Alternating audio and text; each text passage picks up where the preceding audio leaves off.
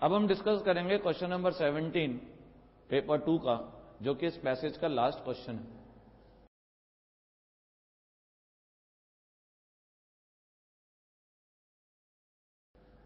अब अभी तक हम निकाल चुके हैं कि S1 बराबर कितना है 2s, और उसने कहा कि आयन जो है वो एनर्जी लाइट एब्जॉर्ब करता है और एक हायर स्टेट में चला जाता है S2 में, और उस हायर स्टेट में ये दे रखा है कि ये 1 रेडियल नोड है, और 1 रेडियल नोड के साथ साथ दे रखा है कि इसकी energy equal to ground state of hydrogen atom है। तो अगर हम लिथियम प्लस 2 आयन का एनर्जी लेवल डायग्राम बनाए पहले, तो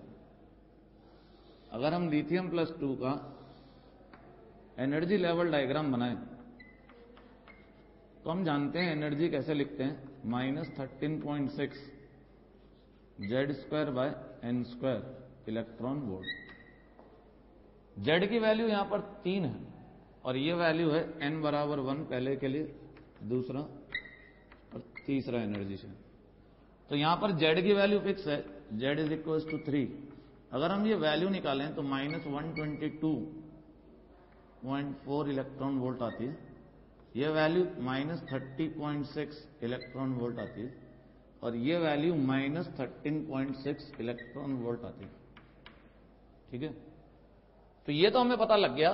कि इसने कहा है कि इसकी energy equal to ground state of hydrogen atom है और वो n बराबर 3 में है, तो ये थर्ड एनर्जी शेल होना चाहिए। अब थर्ड एनर्जी शेल में दो ऑप्शन हो सकते हैं, या तो 3s हो सकता है या वो क्या हो सकता है 3p, लेकिन उसने एक और कंडीशन दी है कि there is only 1 radial node,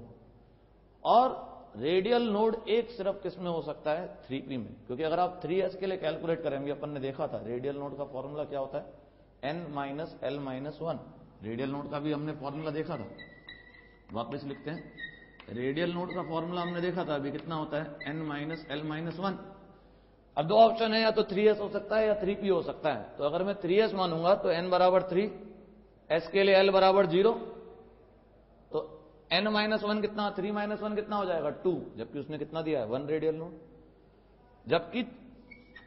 और 3p ऑर्बिटल के लिए p ऑर्बिटल के लिए l की वैल्यू 1, जैसे ही मैं l की वैल्यू 1 रखूंगा और n बराबर 3 रखूंगा तो रेडियल नोड कितने आ जाएंगे बोलो, रेडियल नोड कितने आ जाएंगे 3 -1 -1 दैट इज इक्वल टू 1, जो कि हमारी कंडीशन को सेटिस्फाई करता है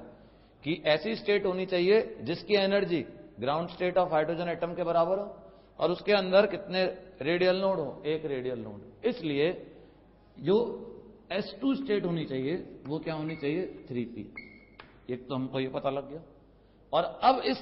स्टेट के लिए हमारे को क्या निकालना है, orbital angular momentum quantum number, और orbital angular momentum quantum number मतलब L, और L की वैल्यू इसके लिए क्या हो गई 1।